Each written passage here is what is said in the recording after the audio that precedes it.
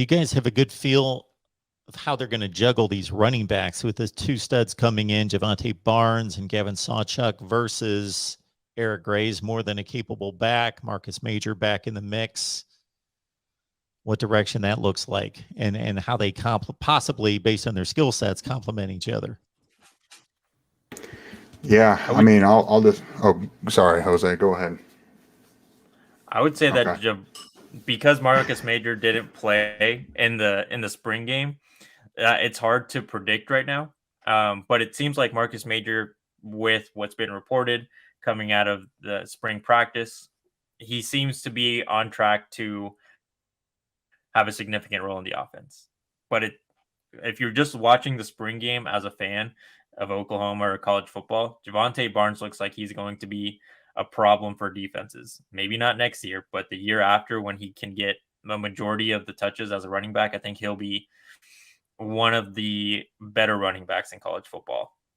Gavin Sawchuk, I believe he just enrolled for the summer, so that one is still TBD, but he's very, very talented. I think coming out of high school, he's got the ability to be more of a change of pace back. He's really good at catching the ball out of the backfield.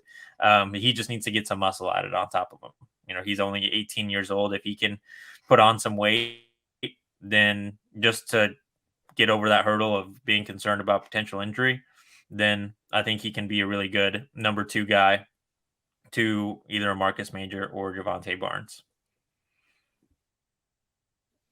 Yeah, I almost think that Javontae Barnes is going to play a significant role this upcoming football season. Just the way, we've talked about on our show, where the greatest ability at times is the availability, and Marcus Major has had some injury issues, and that's some unfortunate luck. But Javontae Barnes, the way he's playing is it looked incredible.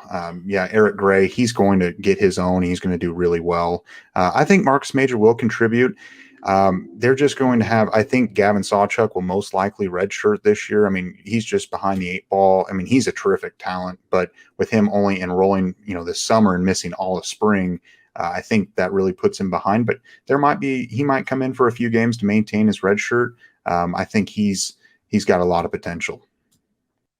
Yeah, no, I'm very, very high on Javontae Barnes, and I think the season will start with Marcus Major and Eric Gray being 1 and 2. I think Eric Gray Coach Riley was adamant about keeping him in the starting lineup last year, even though Kennedy Brooks was, I think, the superior running back, and eventually it did change to where Kennedy Brooks became the lead back, and he had a hell of a season. Eric Gray, I think, was a little bit of a disappointment to me, at least, because I expected a lot, and Kennedy Brooks is, I think he's a monster, so that probably hurt him a little bit. But I think the season will start off with a 1-2 punch of Marcus Major and Eric Gray, but then as the season develops by about week 4 or 5, I think Javontae Barnes is going to take over that Eric Gray role for number 2, and kind of be a 1-2 with Major. Yeah, and I will say one more thing. I don't want to leave him out. Is Tawny Walker. OU added him. He's a JUCO transfer. He's from a JUCO out in California. Tawny Walker is he's a little heavier. I think he's around 220 pounds.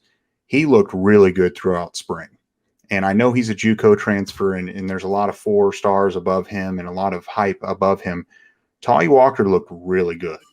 And I wouldn't be surprised if Marcus Major, for whatever reason, gets hurt or isn't fully healthy. Tawny Walker could compete for some snaps this fall. The way he looked in the spring, and it might totally change this summer, he looked really good.